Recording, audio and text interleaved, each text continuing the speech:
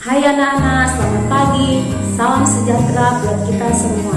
Nah, jumpa lagi dengan Ibu Rafida Manurung dalam video pembelajaran ilmu pengetahuan sosial.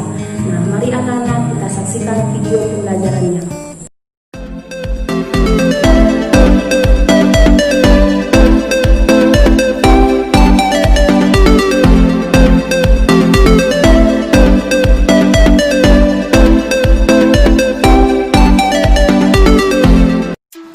Kompetensi dasar menganalisis pengaruh interaksi sosial dalam ruang yang berbeda terhadap kehidupan sosial budaya serta pengembangan kehidupan kebangsaan. Tujuan pembelajaran 1. Menjelaskan pengaruh interaksi sosial terhadap konflik. 2. Menjelaskan pengaruh interaksi sosial terhadap integrasi. Konflik dalam kehidupan sosial. Pengertian konflik. Perhatikan gambar tersebut tentang demonstrasi kenaikan upah buruh terhadap perusahaan di daerah ibu kota Jakarta. Mengapa buruh melakukan demonstrasi? Demonstrasi tersebut tentu disebabkan perbedaan keinginan buruh dengan perusahaan atau majikan atas pengupahan yang berlaku. Demonstrasi yang terjadi di atas merupakan salah satu konflik dalam kehidupan manusia. Pengertian konflik menurut ahli.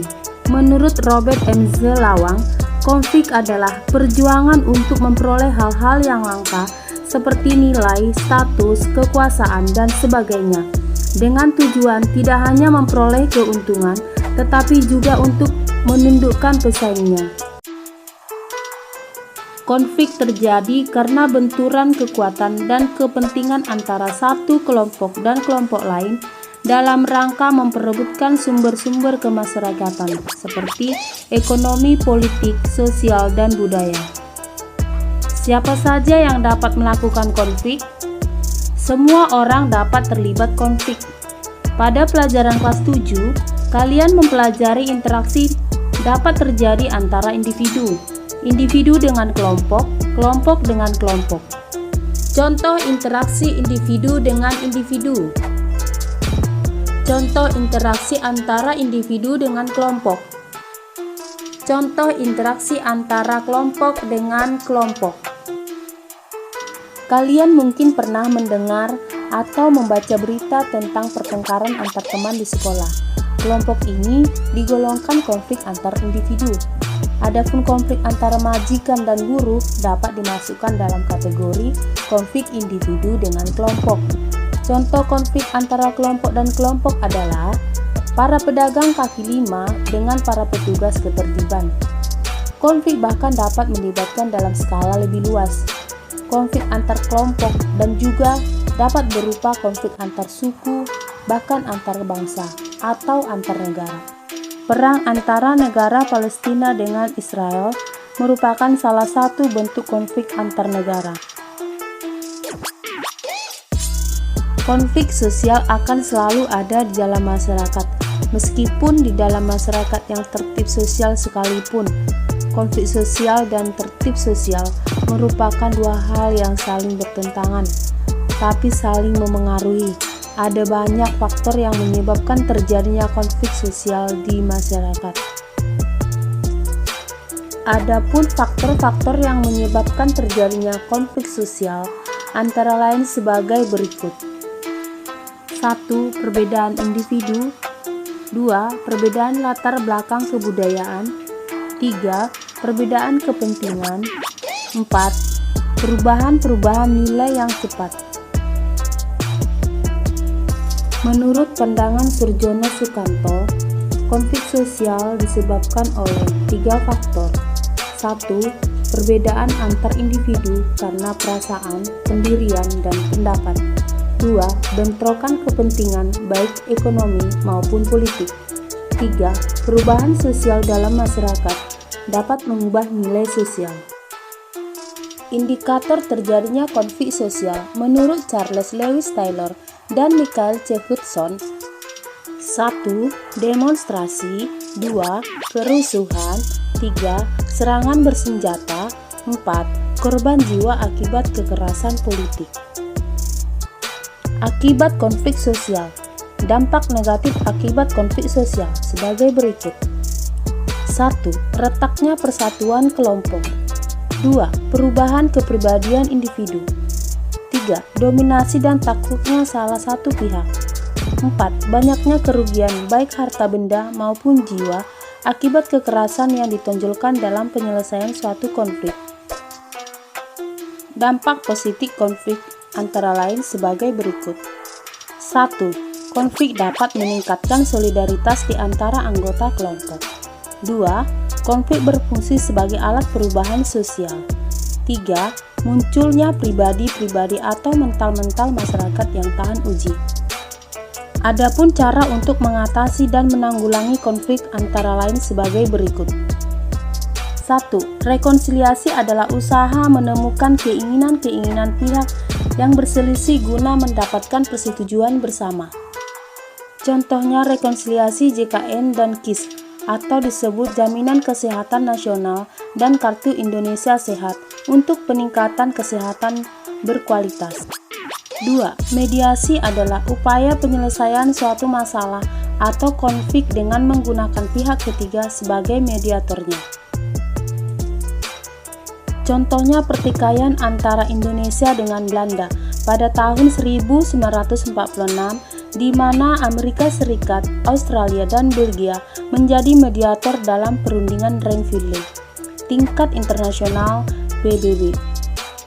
3. Toleransi adalah sikap di mana kedua belah pihak mempertahankan pendirian masing-masing, tetapi bersedia menghormati pendirian pihak lain, sehingga tidak perlu menimbulkan permusuhan. Misalnya, toleransi antara umat beragama. 4. Kompromi adalah suatu bentuk akomodasi di mana pihak yang terlibat mau mengurangi tuntutannya agar tercapai suatu kesepakatan. Contohnya, kesepakatan antara peserta demonstran dengan polisi sebagai petugas keamanan untuk saling menjaga ketertiban dan kedisiplinan. 5. Gencatan senjata adalah tindakan untuk tidak saling serang selama perjanjian tersebut disepakati. 6. Arbitrasi adalah upaya menyelesaikan konflik dengan menggunakan orang ketiga yang memberi keputusan dan diterima serta ditaati oleh kedua belah pihak. 7.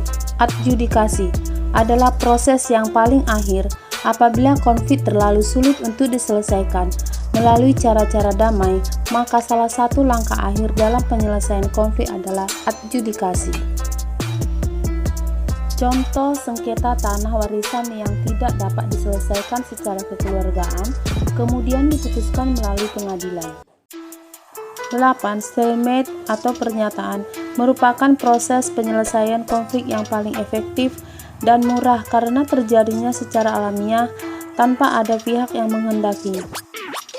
9. Coercion adalah salah satu bentuk akomodasi yang prosesnya dilaksanakan oleh suatu paksaan.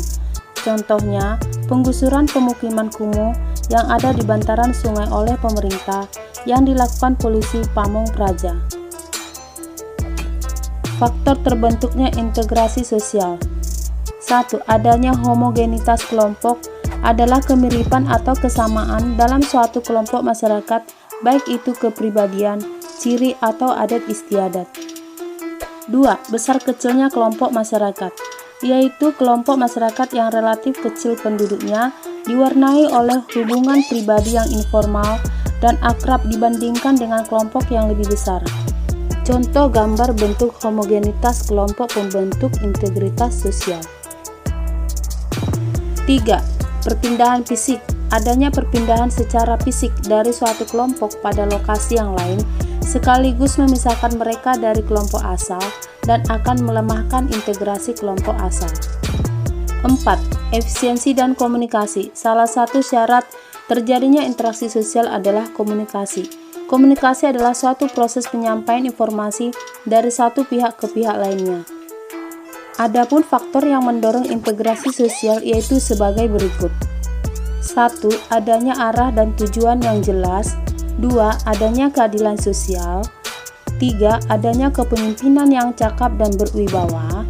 Dan yang keempat, adanya dukungan dari anggota masyarakat.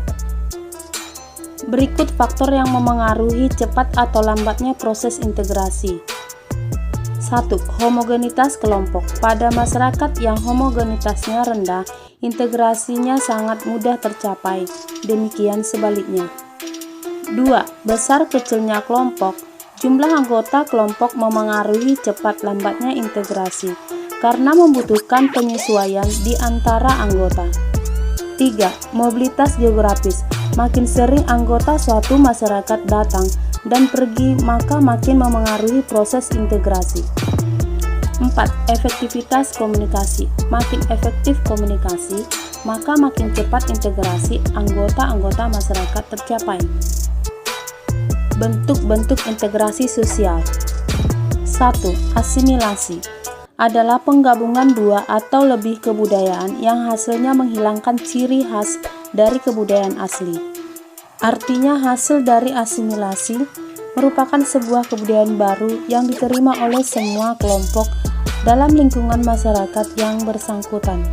Perhatikan gambar proses asimilasi tersebut.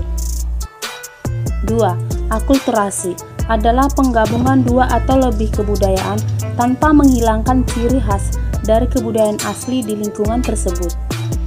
Biasanya kebudayaan asing yang masuk akan mendapatkan penolakan terlebih dahulu. Tetapi seiring berjalannya waktu, kebudayaan ini akan diterima dan dimanfaatkan dengan tanpa menghilangkan ciri khas dari kebudayaan awal. Perhatikan gambar tersebut. Salah satu bentuk nyata akulturasi budaya Masjid Sunan Kudus dengan nuansa Hindu. Proses integrasi sosial. 1. Tahap interaksi. 2. Tahap identifikasi. 3. Tahap kerjasama. 4. Tahap akomodasi. 5. Tahap asimilasi. 6. Tahap koordinasi. Syarat keberhasilan integrasi sosial. Integrasi sosial dapat berhasil jika memenuhi syarat-syarat antara lain sebagai berikut. 1. Untuk meningkatkan sebuah integrasi sosial, maka pada dirinya masing-masing harus mengendalikan sebuah perbedaan atau konflik yang ada pada suatu kekuatan bangsa dan bukan malah sebaliknya. 2. Setiap warga masyarakat merasa saling dapat mengisi kebutuhan antara satu dengan yang lainnya. Faktor-faktor pendorong integrasi sosial. 1. Adanya toleransi terhadap kebudayaan yang berbeda. 2. Kesempatan yang seimbang dalam bidang ekonomi. 3. Adanya sikap positif terhadap kebudayaan lain. 4. Sikap terbuka dari golongan yang berkuasa. 5. Adanya kesamaan dalam unsur-unsur kebudayaan. 6. Adanya perkawinan campur atau disebut dengan amalgamasi. Dan yang ketujuh, adanya musuh bersama dari luar. Bentuk-bentuk integrasi sosial lainnya. 1. Integrasi normatif adalah integrasi yang terjadi akibat adanya norma-norma yang berlaku di masyarakat. Contoh, masyarakat Indonesia dipersatukan dengan semboyan Bhinneka Tunggal Ika. Contoh gambar masyarakat Indonesia dipersatukan dengan semboyan Bhinneka Tunggal Ika. 2. Integrasi fungsional adalah integrasi yang terbentuk sebagai akibat adanya fungsi-fungsi tertentu dalam masyarakat. Sebagai contoh, Indonesia yang terdiri dari berbagai suku mengintegrasikan dirinya dengan melihat fungsi masing-masing. Suku Bugis melaut, Jawa bertani, Minang pandai berdagang. Demikianlah video pembelajaran kali ini. Semoga ilmunya bermanfaat bagi anak-anak semuanya. Nah, dan jangan lupa ikuti protokol kesehatan dengan cara cuci tangan, pakai masker, jauhi keramaian,